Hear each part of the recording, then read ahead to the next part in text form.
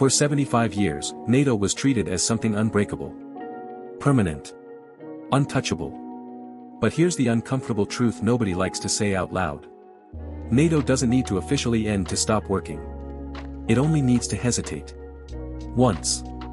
And right now, that hesitation is no longer theoretical. Because for the first time since its creation, NATO is being tested not by tanks or missiles, but by doubt. Doubt inside its own members. Doubt about money. Doubt about leadership. And most dangerously, doubt about whether anyone would actually show up if the worst happens. NATO's power was never just military. It was psychological. The idea that if you attack one country, you face all of them. Immediately. Without debate. But what happens when that idea starts to crack? Because today, NATO countries are asking questions they were never supposed to ask. Who pays the price? Who takes the first hit? And who decides if a war is even worth fighting? Let's be very clear about one thing. NATO collapsing wouldn't look like a dramatic announcement. No press conference. No flag coming down. It would look slow. Quiet. Almost boring. A delayed response. A meeting that ends with, "We need more time." A statement filled with vague words like, concern and dialogue. And that's exactly how deterrence dies. The core of NATO is Article 5. An attack on one is an attack on all. But Article 5 is not automatic. It's a promise, not a button. It requires political will. Votes. Consensus. And consensus is fragile when interests don't align. Right now, NATO members are more divided than they appear on the surface. Some countries see Russia as an existential threat. Others see it as a problem, but not their problem. Some rely entirely on American military power. Others quietly assume the US will always be there, no matter what. That assumption may be the most dangerous one of all. Because NATO without the United States is not NATO as we know it. The US accounts for nearly 70% of NATO's military spending. Most of the intelligence. Most of the logistics. Most of the rapid response capability. Without Washington fully committed, NATO doesn't collapse instantly. It weakens. And in geopolitics, weakness is an invitation. Now imagine this scenario. A crisis erupts on NATO's eastern flank. Not a full invasion. Something smaller. Ambiguous. Cyber attacks. Sabotage. Unmarked forces. Plausible deniability. Exactly the kind of situation designed to test NATO's red lines. Leaders meet. Phones ring. Statements are drafted. But instead of unity, there's hesitation. One country wants sanctions. Another wants negotiations. Another says escalation is too risky. Hours turn into days. Days into weeks. And in that moment, NATO hasn't officially failed. But its deterrence has. Because adversaries don't need NATO gone. They just need NATO unsure. Russia understands this perfectly. So does China. That's why modern conflict isn't about tanks rolling across borders first. It's about probing. Testing reactions.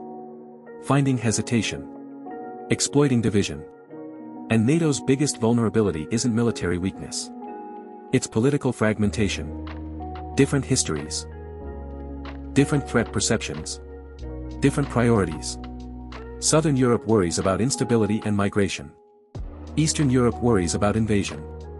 Western Europe worries about economic fallout. The alliance is united on paper, but fractured in reality. And then there's the money. NATO members agreed to spend 2% of GDP on defense. Most didn't. For years. Some still don't. That sends a message, whether intended or not. A message that security is optional. That someone else will cover the bill. And eventually, the one paying the bill starts asking why. This is where the real danger lies. Not in NATO ending. But in NATO becoming a shell. An alliance that exists, but isn't feared. An alliance that talks, but hesitates. Promises, but delays. History shows us what happens next.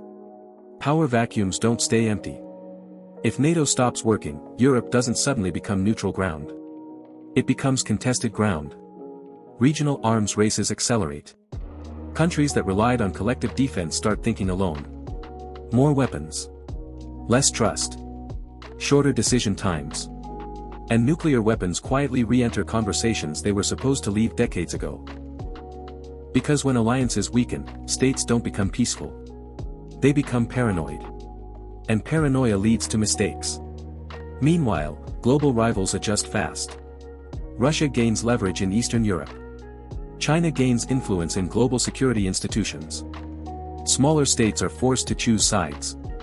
Not because they want to, but because they have to. And here's the part most people miss. NATO failing wouldn't just reshape Europe. It would reshape the entire world order. The post-Cold War system was built on one assumption. That large-scale war in Europe was off the table. Remove that assumption, and everything changes. Trade routes. Energy markets. Investment flows. Even diplomacy itself. Stability becomes conditional. And when stability becomes conditional, risk becomes the norm. But let's flip the question. Does NATO need to be perfect to survive? No. It needs to be credible. And credibility doesn't come from statements. It comes from speed, unity, and clarity. Right now, NATO is strong. But not invulnerable. Its future doesn't depend on enemies. It depends on its members.